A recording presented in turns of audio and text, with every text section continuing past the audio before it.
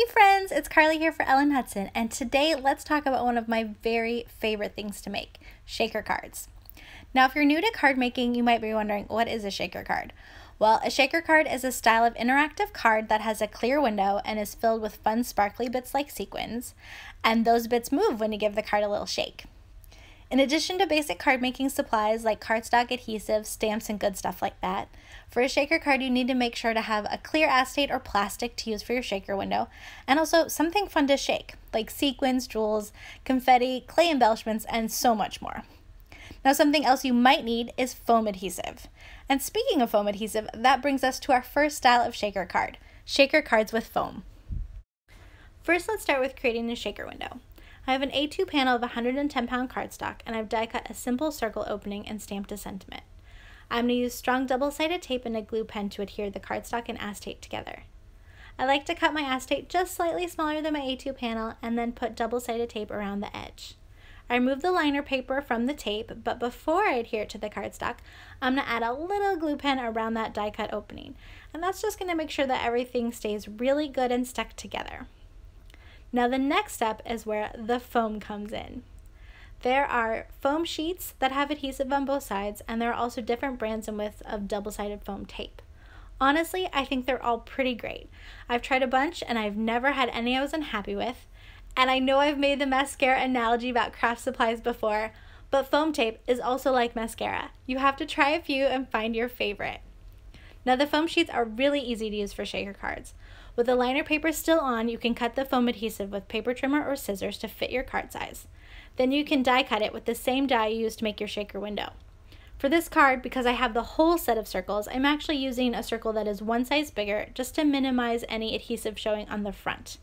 I remove the liner paper from the one side and put it on the back of my shaker window, and now I have a container ready for shaker bits.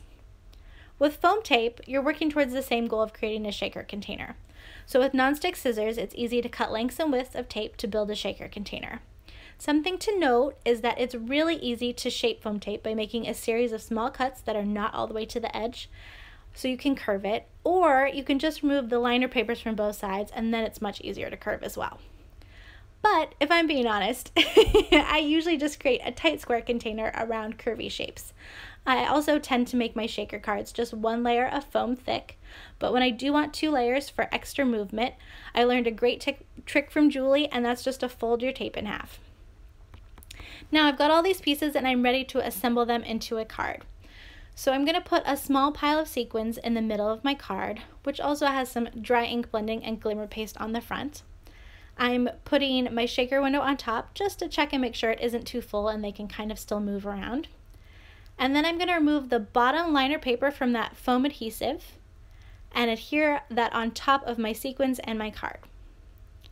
For the next card, I'm going to switch up the process just a little bit.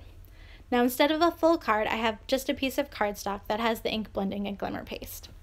I'm going to put my shaker window face down and fill that container with sequins. And then I'm going to partially remove the liner paper on the tape that I used to build that shaker container, and I'm going to seal that shaker container with that panel. Now I find it a little bit easier to do it this way because then my shaker pieces are all contained before I'm trying to put my whole thing on a card. So it kind of just depends on how you work. Here you can see the final card. I love this combo of the circle window and the sequins, and it's so easy to create with the foam tape or the foam sheets. But there's also another shaker card that involves no foam at all. This style of shaker card uses layered die cuts to create the shaker container. So for this card, I have my stamped and colored background, which is that cute little dino piece. I have a piece of acetate which is cut to be the same size, and then I have like 7 or 8 of the photo frame die cuts out of heavyweight cardstock. I'm using my favorite glue pen again to adhere all the frames together. I like using the glue for this because it gives you a little bit of extra time to move the die cuts around and make sure they're all lined up correctly.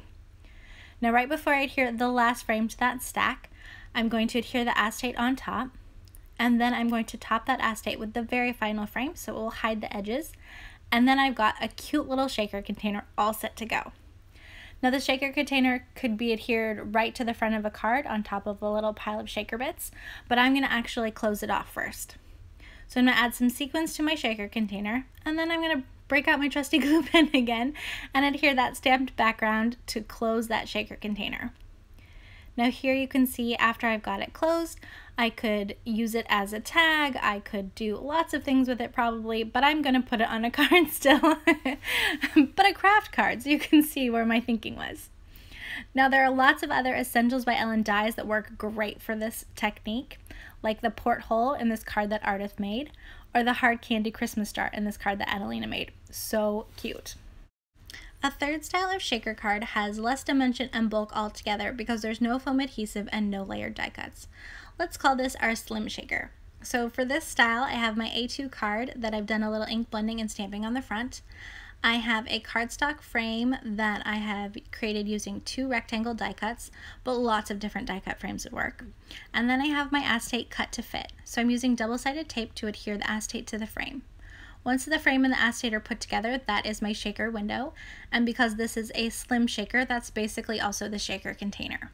So I'm going to use another round of double-sided tape that's going to adhere the shaker window to the card. Now once the adhesive is ready and on there, I just need a little bit of sparkle, a little shaker bits.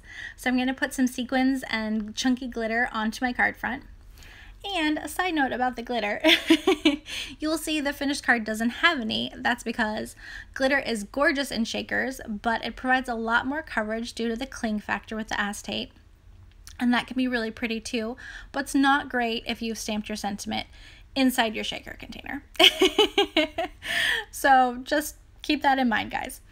And then I guess another side note about the cling factor is I've learned from a couple wonderful makers lately that rinsing your acetate with water or even washing it with soap can really help remove static. So I tested it out and it certainly helps, but not quite foolproof. Okay, so back to the card. Once the sparkly bits are on the front, you can just adhere that shaker window on top, and this shaker style has a little bit less movement than cards with dimension, but it's gorgeous, it's still fun to shake, and it's great for mailing. Okay, so a fourth shaker card option is the infinity shaker. This is great because it's another shaker that has less bulk, and also the shaker bits go all the way to the edge, which is super fun. So for this card, you need an A2 panel. I'm using one that I've decorated with a little ink blending and stamping, and then you need a stamp storage pocket. So the panel goes inside the stamp storage pocket. It can be a tight fit, and of course I'm making it look harder than it is, but you can also cut it down.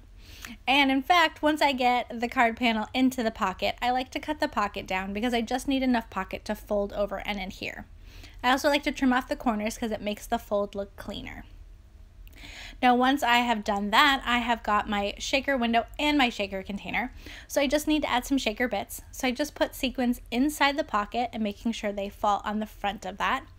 Then I just need to seal the pocket up. So I like to do it with 3 pieces of tape. So the first one adheres the panel inside the pocket. Then I burnish that fold to make sure it's nice and flat. Then I'm going to use another piece of tape to adhere the flaps of the pocket together. Keep all those sequins in there. And then the final piece of tape goes to adhere that flap to the back of the pocket. So then I have a perfectly contained shaker card, and I just need a card to go with it.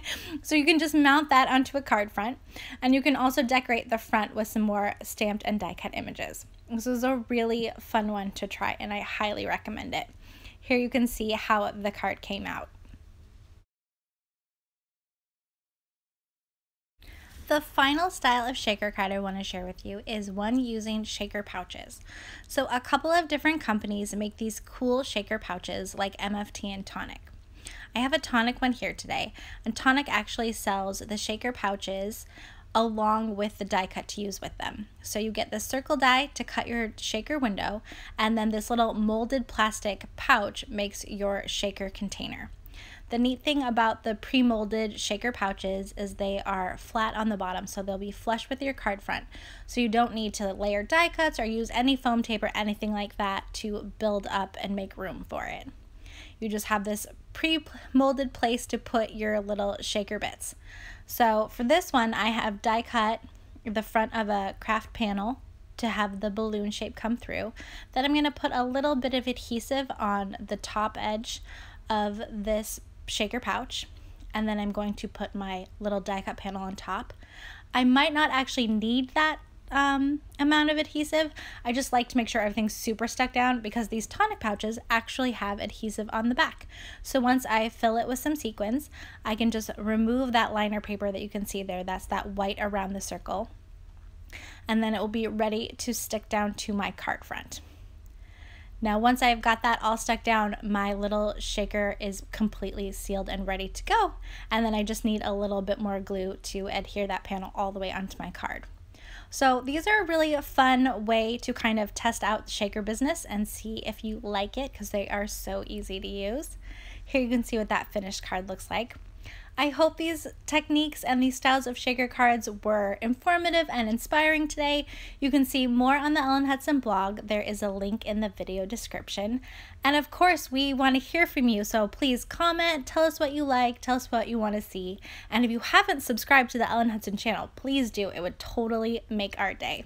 Thanks so much for watching, and happy crafting.